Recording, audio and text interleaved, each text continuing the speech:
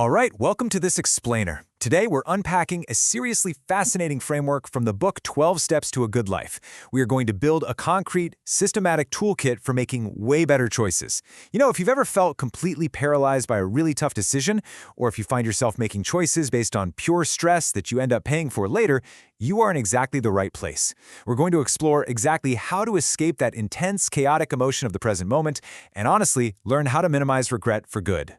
So tell me, have you ever made a choice that you instantly regretted? Because let's be real, we all have.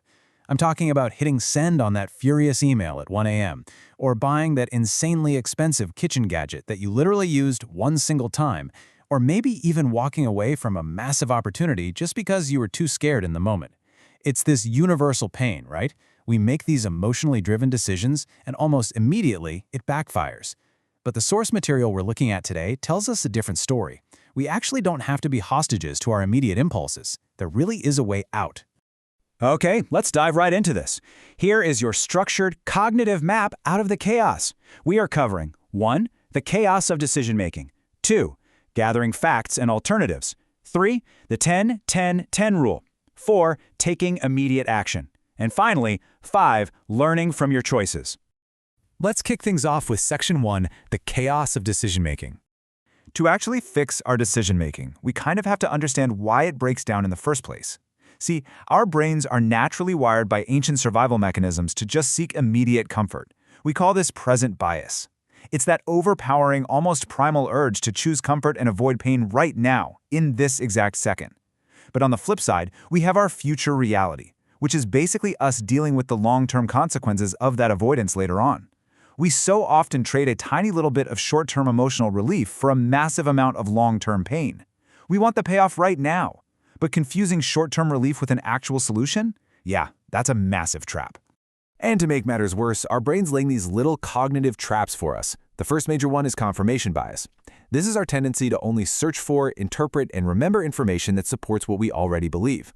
It essentially means your own reasoning skills actually work against you by ignoring challenging facts. Think about it. If you're dead set on buying an honestly terrible used car, you're going to completely tune out the rattling engine and only focus on, the shiny paint job. You unconsciously cherry-pick information that aligns with what you already want to do. The second trap to watch out for is anchoring bias. This happens when we rely way too heavily on the very first piece of information we stumble across. That first offer you get, or the very first emotional reaction you have, suddenly becomes your anchor. It's exactly why seeing a crossed-out $1,000 price tag next to a $500 TV makes you think, wow, no way, this is an absolute steal, even if it's really only worth $300.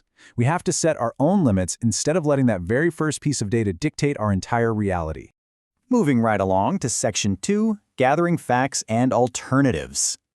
So how do we actually fight back against these biases? Well, we shift gears from the problem phase into the preparation phase. Because here's the thing, gathering data isn't just some boring administrative task. It actively helps calm an anxious mind. It forces the logical part of your brain to literally take the steering wheel back from the emotional part. The source outlines what it calls the 4 lenses of data gathering. This is basically your ultimate checklist. First, facts and evidence. What do you actually know for sure? Second, logic and reasoning. What makes the most sense based on past patterns? Third, emotions and intuition. What are your gut feelings telling you? And fourth, outside perspective. What would a neutral, wise person say? Someone who isn't currently fueled by 3 cups of coffee and sheer panic. Neuroscientist Antonio R. Damasio hit the nail on the head when he said, "We are not thinking machines that feel, we are feeling machines that think." Now this is a massive cognitive reframe. Emotions? They aren't bad. They are just data. They are valuable indicators to be observed, but definitely not the directors of our actions.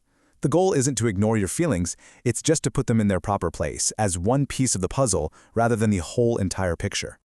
All right, here we go. Section 3, the 10-10-10 rule. Now we arrive at the absolute climax of this explainer, the core tool, regret minimization.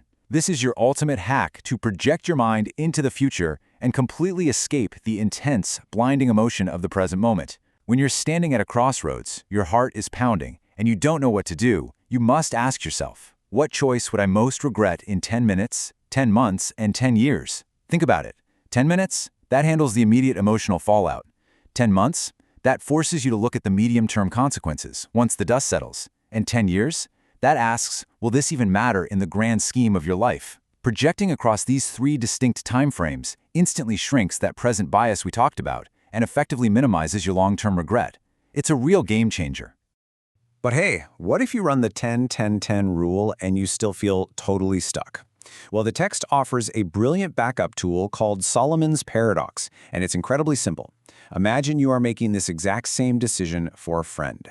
Because when we're tangled up in our own lives, our judgment is so clouded by our own ego and our own fears. But the second we imagine a friend in the exact same situation, boom, we instantly gain an outside perspective. That little bit of emotional distance drastically reduces your bias and usually reveals the obvious right answer.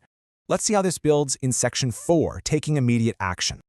Okay, so you've gathered the data, you've projected into the future, and you've figured out what to do. Awesome. But listen, a decision isn't actually real until you lock it in with momentum. Taking immediate action is what separates a mere wish from an actual choice. To guarantee you take action, the source material highly recommends implementation intentions. It's a highly tactical formula. If step 1 occurs, then I will take step 2. For example, if I feel overwhelmed tomorrow morning, then I will take a 10-minute walk before starting work. By pre-deciding exactly how and when you're going to act, you completely bypass the procrastination, the hesitation, and the fear that usually stop you right in your tracks. Another fantastic little tool here is the 5-second rule. When you know exactly what you need to do, but you feel that annoying hesitation creeping in, just count backwards. 5, 4, 3, 2, 1, and physically move. Hit send on the email, stand up, make the phone call. This simple trick effectively interrupts your hesitation and gives your brain just enough of a jolt to act before doubt can hijack the whole process. And finally, Section 5, learning from your choices. Now, even with a rock-solid toolkit, you are still occasionally going to make the wrong call. That's just life. But that bad choice is actually valuable data, provided you actually reflect on it. The absolutely crucial point here is how you reflect. Ask yourself, what went well? What surprised you? What would you do differently next time? The secret is to look back with absolute curiosity instead of harsh criticism. If you just beat yourself up, you learn nothing. But if you analyze the outcome like a scientist, you build massive self-trust for the next time you face a tough choice. You aren't just learning what to decide, you're learning how to decide. The author Thomas Aletheia reminds us of something pretty profound. The future is not dependent upon your wants or needs. You decide how to live. Think about that. Your life is just a series of traded moments. You are the one with the agency to shape your own reality. The future doesn't just happen to you, right? It's actively built by the choices you make today. So I'm going to leave you with this provocative question to chew on. What choice are you facing right now that you'd most regret avoiding 10 years down the line? Really think about that. Try using the 10-10-10 rule today. Escape that emotional chaos of the present moment and make a decision your future self will absolutely thank you for. Thank you so much for joining me for this explainer, and I'll catch you next time.